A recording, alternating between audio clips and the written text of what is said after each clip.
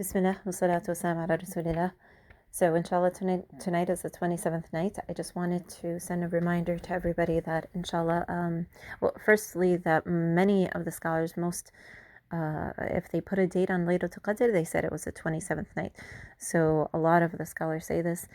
I wanted to remind everybody of what is the most greatest action you can do on Laylatul Qadr, and maybe it's not what you think it is. When I was in Damascus, on the 27th night of Ramadan, in the greatest mosque in Damascus, the Masjid al-Umawi, they would show a hair of the Prophet ﷺ on that night, the noble prophetic relic of the Prophet ﷺ on the 27th night. And I know they did that in other places too, and I saw that in more than one occasion. And here, of course, there's shuyukh there, they're present. So they're not praying. They're doing this, what they call visitation, ziyarah, of the noble relic. And I also know from one of my shuyukhs, his wife, told me that on the 27th night they did a ziyarah, and she mentioned that they didn't pray, pray together at all. It was just that visitation, it was just that ziyarah that they did. And this is one of the shuyukh that I consider one of the most afqah of my shuyukh, of the one who has the most fiqh, most understanding of the deen.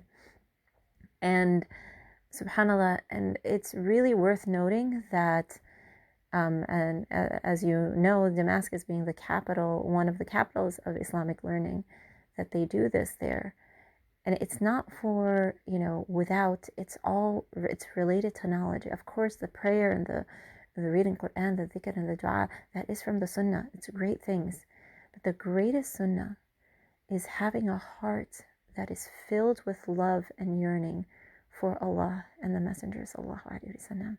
So if you spent your night in a state of yearning, in a state of dhikr, true dhikr, and this is what I am reminding you all to do for this Laylatul Qadr is, yes, do your prayers, do your, reading Quran and do dhikr, but open up your hearts. Do something that will open up your hearts, to kindle your hearts on fire for the true, for the real, extreme love.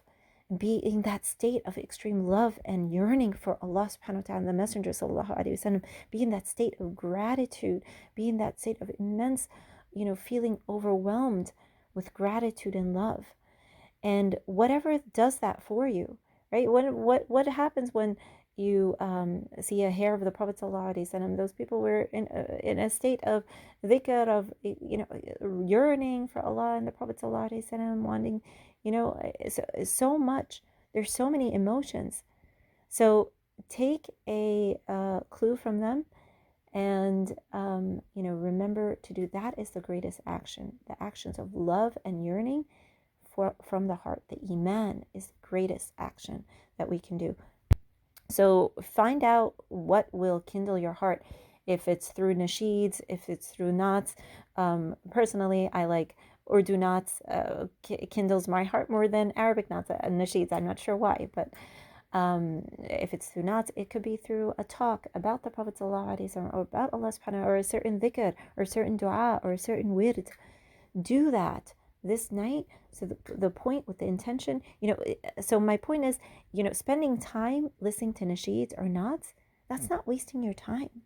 That's actually, perhaps maybe it will be one of the best actions you can do, because it'll kindle your heart in order to yearning more for the Prophet ﷺ, for Allah subhanahu wa ta'ala. May Allah subhanahu wa ta'ala look upon us on this night and find nothing in our hearts except His love and love for the Prophet ﷺ. Please remember me and my family, and of course all the ummah, in your du'as. Walhamdulillah Rabbil Alameen.